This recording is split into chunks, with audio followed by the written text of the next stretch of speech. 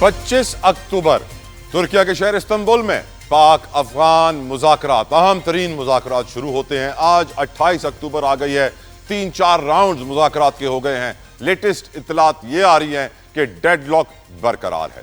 हम जानते हैं कि पाकिस्तान ने सब्र का मुजाहरा किया है, फ्लेक्सिबिलिटी दिखाई है, बॉर्डर के ऊपर ट्रेड खोलने की कोशिश की है, और अफगानिस्तान की तरफ से बॉर्डर पर दहशतगर्दी, दरअंदाजी के वाकयात रुकने का नाम नहीं ले रहे हैं। अब सोचने की जरूरत यह है कि पाकिस्तान अपनी सिफारती काबिलियत से दुनिया की सबसे बड़ी जमहूरियत, सबसे बड़ी सुपर पावर अमेरिका को राजी कर सकता है। अब पाकिस्तान क्या अपनी सिफारती काबिलियत से अफगानिस्तान को राजी कर पाएगा या नहीं? प्रॉब्लम यहां यह है कि इंडिया यहां पे प्रॉक्सी वॉर कर रहा है, फंडिंग कर रहा है, और वो चाहता है कि अफगानिस्तान की पाकिस्तान से दोस्ती ना हो पाए। अली गौहर बलोच साहब, सर आपके पास क्या इत्तलात हैं? क्या वजह है इस डेडलॉक की, तात्तुल की? मुज़ाकरात आगे क्यों नहीं बढ़ पा रहे और कितना जरूरी है मुज़ाकरात का आगे बढ़ना? अली गौहर बलोच साहब। देखिए, बिल्कुल अफगानिस्तान पे भी करूंगा, लेकिन कुछ गुफ्तगू की झूठ पर मबनी मेरे दोस्त ने, तो मैं उसको जरा आईना दिखाना चाहता हूँ।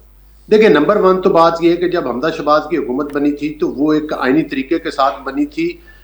उस पर जिस तरह से गैर आईनी एक फैसले के जरिए हटाया गया और जिस तरह से लोगों को डिस्क्वालीफाई किया गया और उनको वोट भी ना डालने दिया गया, वो किसी से ढका छुपा हुआ नहीं। जिस तरह से सूरी साहब के जरिए पाकिस्तान के आइन और कानून की धज्जियां उड़ाई, वो भी किसी से ढका छुपा हुआ नहीं। जिस तरह से एक दफा बदिंजो साहब मरहूम का इलेक्शन हुआ था, उस वक्त आपने अक्सरियत को अकलियत में बदला था और अकलियत को अक्सरियत में बदला था, और बानी पीटीआई बगलें बजाया करते थे, मिठाई खाने की तस्वीरें शाया किया करते थे और कहते थे कि हमने कामयाबी हासिल कर ली।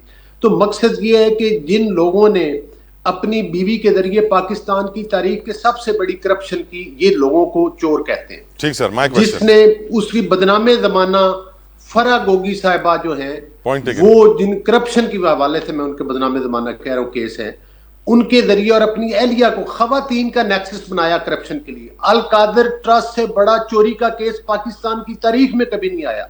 पाकिस्तान में जाफर एक्सप्रेस पर हमला हो, ये दहशतगर्दों की यहाँ में बुलाएंगे, तो ये आप इनको छोड़ दे। ये इतने बड़े डाकू, इतने बड़े छोड़ दिया, अब इतने बड़े मैंडेट चोरी करने वाले, इतने बड़े दहशतगर्द हैं ये, 9 मई के वाकयात करने वाले, इस्लामाबाद पर हमला करने वाले, ये किसी दूसरी पॉलिटिकल पार्टी को, अल्लाह की कसम मैंने छोड़ दिया। सर अब आप मेरे सवाल पे आ जाएं। सर आप बात ये है, बात बड़ी सिंपल है। इनको अब तकलीफ और मिर्चें आईना दिखाने की बात बड़ी सिंपल है। अफगानिस्तान वालों को हमने बहुत बर्दाश्त किया, उनके साथ मुज़ाकरात भी किए, उनको समझाया भी, लेकिन जब वो पाकिस्तान के अंदर दहशतगर्दी इंडिया के कहने पे बात नहीं आ रहे, तो फिर उनके घर के अंदर घुसकर जो है उनको बताया है कि अगर आप बात नहीं आएंगे तो फिर हमने कोई चूड़ियां नहीं पहनी हुई। हमारी अफवाज जो है वो बॉर्डर पर आज शहादतें दे रही हैं और रोज इस दहशतगर्दी के खिलाफ जंग में वो हिस्सा ले रहे हैं,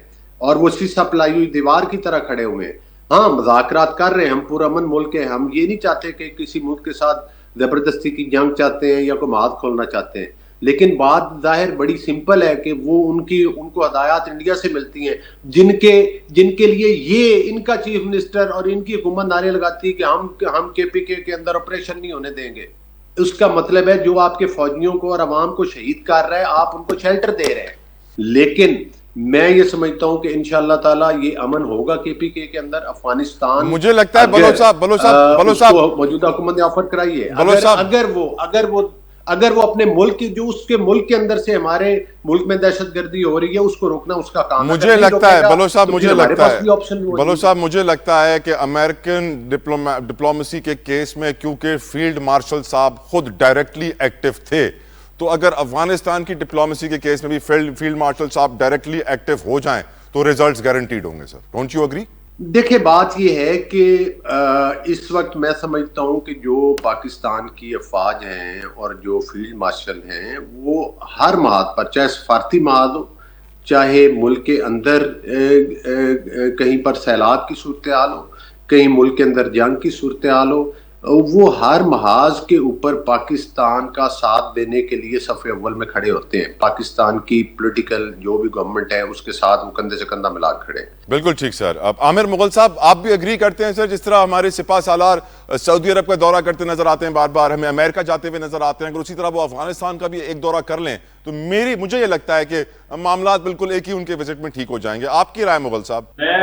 लोहित साहब ने काफी सारी बातें की हैं जी। सर अगर आप इजाजत हैं तो मैं सबके बारे में कोई थोड़ा ज्यादा नहीं, थोड़ा जवाब दूंगा। सर उसकी वजह है कि मेरा बात करने का मकसद कौन को समझाना है, रोहित साहब को समझाना नहीं है, क्योंकि ये मेरे से ज्यादा समझते हैं। बिल्कुल। ये लहला बात है कि टीवी पे आगे इनका मौकफ और होता है और अंदर से इनको पता होता है। इन्होंने कहा जी कि वो जो हमजा शहबाज बने थे वो आइन और कानून के मुताबिक बने थे।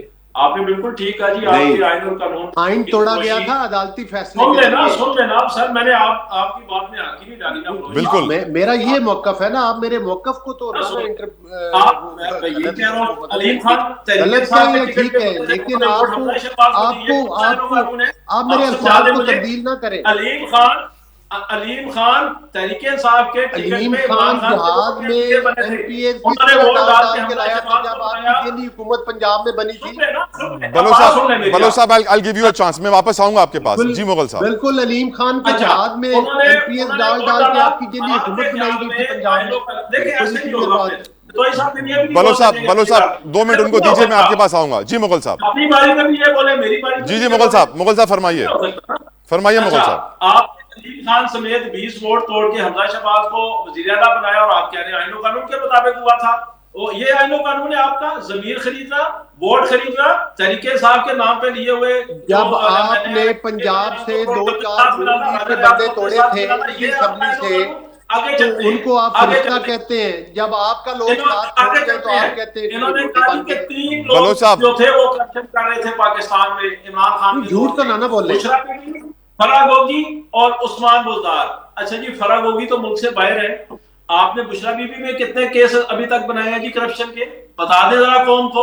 आपका तो इल्जाम है भी मुलव्वस है, अल कादिर ट्रस्ट वाले केस में भी मुलव्वस है, बाकी केसेस भी आ रहे हैं। मुगल साहब को एक बार बोलने दे। बलोच साहब मैं आऊंगा। एक प्रेस कॉन्फ्रेंस की तरीके साहब छोड़ी, उस्मान बुज़दार जब वो घर में बैठा हुआ है, और बुशरा बीबी ने तहरीके इंसाफ को नहीं छोड़ा, इमरान खान को नहीं छोड़ा, वो जेल में बैठी हुई है। लेकिन करप्शन के केसेस आप फिर भी उन पे नहीं बना सके।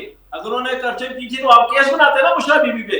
अब आए आगे, अल कादिर का केस है, तोशा खाना के केसेस हैं, क्यों नहीं है? देखिए जतोई साहब, मैं इनको बात नहीं करने दूंगा इनकी टर्म पे। जी मुगल साहब करें। बलोच साहब I request, I beg of you Baloch साहब, आई बेग ऑफ यू। जी मुगल साहब। बोला, सरासर झूठ बोला, गलत बयानी की, धोखा देने की। मैं सुनता रहा आराम से, क्योंकि इनका काम झूठ बोलना, इनका काम धोखा देना, इनका काम हकाइक को मसख करना है। लेकिन ये कैसे हो सकता है कि मेरी बारी में भी ये बोले मुगल साहब बोलिए जल्दी। अब इन्होंने क्या कहा जी? आप दूसरों की बारी में आप आपको खुद अपने गिरबान में मुगल साहब झांकना चाहिए। मेरे भाई इस्तीफा सलाह साहब भी खड़े हैं। अतली की क्या औकात है खड़ा हो फ्रंट लाइन पे? इमरान न्याजी से बड़ा को बूट पालसिया है, मुझे बताएं। मरियम नवाज हारी हुई, आपकी तो औकात। इमरान न्याजी से बड़ा को बूट पालसिया है तो बता दें। आई थिंक यहाँ गुफ्तगू नहीं हो पाएगी। मैं शुक्रिया अदा करूंगा, मैं मजबूर हूँ, यहाँ पे गुफ्तगू नहीं हो पा रही है।